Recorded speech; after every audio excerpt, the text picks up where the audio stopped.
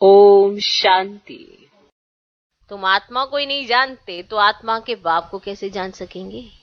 अब यह है महीन बात। भल कहते भी हैं भृगुटी के बीच में चमकता है अजब सितारा, परंतु यह बिगड़ समझ के ऐसे ही कह देते हैं, ऐसे ही बोल देते हैं। समझते नहीं है कि वो सितारा में। अब रहस्य का कुछ भी पता नहीं। आत्मा ही एक दो से बात करती है। घड़ी घड़ी अपने को आत्मा समझना है, ये भी किसको समझना है? आत्मा को ही अपने को आत्मा समझना है।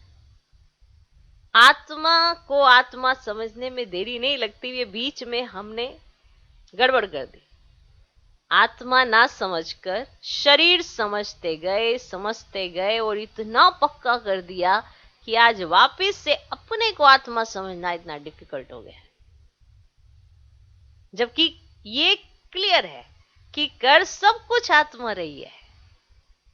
खा पी उठ बैठ चलना फिरना सब कुछ इस शरीर के माध्यम से आत्मा ही करती है।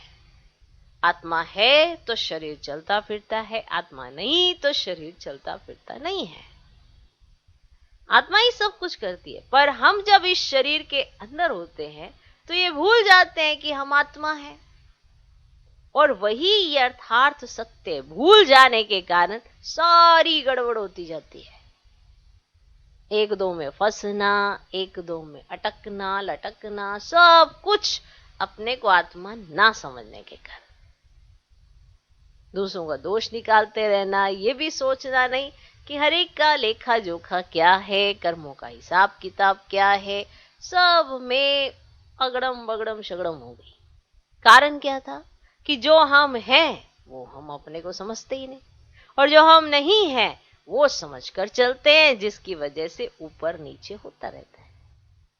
जबकि मालूम है कि आत्मा ही एक दो से बात करती है। जब तक अपने को आत्मा नहीं समझेंगे तो बाप को भी याद नहीं कर सकेंगे।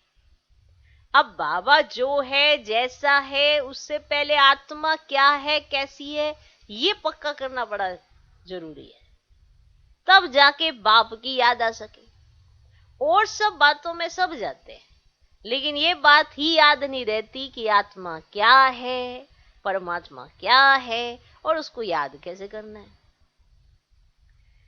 तो जब तक अपने को आत्मा नहीं समझेंगे तो बाप को भी याद नहीं कर सकेंगे।